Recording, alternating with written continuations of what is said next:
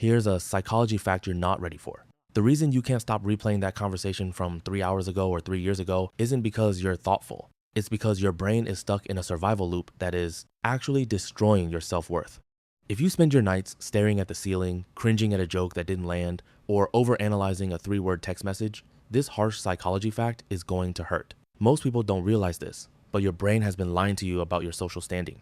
You think you're preparing for next time, but you're actually just practicing how to be your own worst enemy. If you do not break this habit now, you are sentencing yourself to a lifetime of mental exhaustion.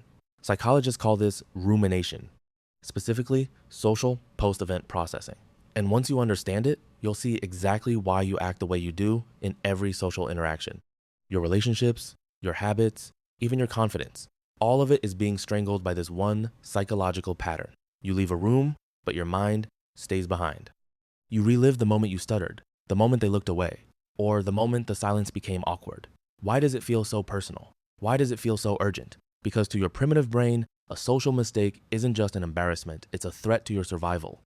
Thousands of years ago, being awkward meant being kicked out of the tribe, and being kicked out of the tribe meant death. Your brain is reacting to a boring conversation as if it were a predator at your throat. It is trying to fix a past that no longer exists to protect a future that hasn't happened yet. But here's where it gets even worse. Most people stop here. They think, I'm just an overthinker, and they accept it as a permanent personality trait. And that's the biggest mistake you can make. Here is the painful part, the spotlight effect. This is the spotlight effect. Psychology says that while you are at home dying of embarrassment over what you said, the other person has already forgotten you even spoke. We are all the protagonists of our own movies. People don't ignore your mistakes because they are kind. They ignore your mistakes because they are too busy obsessing over their own. Here is the dark truth bomb. Your cringe moments aren't even a blip on their radar. You are holding yourself hostage for a crime that nobody else saw. Psychology says that replaying a conversation is actually a form of subtle narcissism. You believe you are so important that everyone is dissecting your every word. They aren't. They are far too worried about their own hair, their own bank accounts, and their own awkward silences to care about yours. You are suffering in imagination more than in reality. The 4th of April, 2026, 10:40. A leg. But here's the part nobody wants to admit. If everyone else has forgotten the conversation, why can't you? Why does your mind insist on dragging you back to the scene of the crime? This next part explains why your life hasn't changed yet. This happens because your brain is addicted to a cycle of cognitive distortion. When you replay a conversation, you aren't watching a recording. You are watching a remix. Every time you replay the memory, your brain adds a little more shame to the mix. You remember your voice as higher than it was. You remember their expression as more judgmental than it was. Your brain does this to protect you from future rejection. It thinks that if it makes the memory painful enough, you'll never make that mistake again. But the reality is, it's just paralyzing you. Your mind thinks, if I analyze this long enough, I'll find the solution to why they didn't laugh. But the reality is there is no solution. You are trying to solve a puzzle where the pieces are made of smoke. This is also tied to hyper-vigilance. If you grew up in an environment where you had to read the room to stay safe, your brain became an expert at detecting micro shifts in tone. Now you're an adult, and you're using that superpower to torture yourself over a coffee order. You are misapplying a survival skill to a social situation that requires zero survival effort. Your brain thinks it is helping you navigate a minefield, but you are actually just walking in a garden. Here's the truth you've been avoiding. Replaying conversations is a slow-acting poison for your charisma. When you spend hours rehearsing what you should have said, you are training your brain to live in the past. This makes you less present in the next conversation. Have you ever talked to someone and felt like they weren't really there? That's because they were busy replaying the last sentence they just said.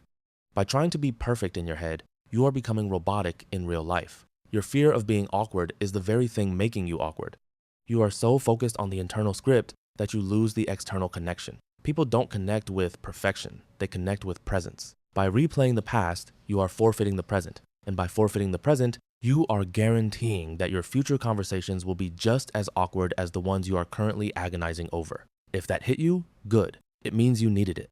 You've been living in a theater of your own making, playing to an audience that left the building hours ago. Here is the truth you've been avoiding.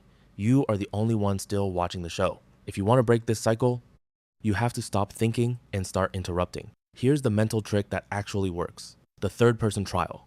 The next time your brain starts the replay tape, force yourself to describe the event in the third person, out loud. Instead of saying, I looked so stupid, say, a person said a sentence and another person blinked. When you use the third person, you strip the emotion away. You realize how boring the event actually was. Another actionable habit is the so what rule. When the thought comes, follow it to the end. I stumbled over my words. So what? They might think I'm weird. So what? They might not like me. So what? When you follow the so what to its logical conclusion, you realize that the world didn't end. The sun still rose. Your bank account didn't change. Your real friends didn't leave. The 4th of April, 2026, 10:40. Oleg. And finally, you must implement the 5-minute limit. If you must ruminate, set a timer. Give yourself 5 minutes to be as miserable and self-critical as you want. When that timer goes off, the case is closed. The evidence is destroyed. You are not allowed to revisit the courtroom. If you want to break this cycle, start with this. Forgive yourself for being human. You are allowed to be awkward. You are allowed to be misunderstood. You are allowed to have a joke fall flat. The only person who requires you to be perfect is the voice in your head that hasn't realized the war is over. The people who matter don't mind, and the people who mind don't matter. Stop the replay, start the reality. If this video helped you quiet the noise, subscribe. Your brain is a tool, not a cage. Start using it like one. Did you enjoy the video? If so, a thumbs up goes a long way. Don't forget to subscribe if you don't want to miss the next one. See you soon.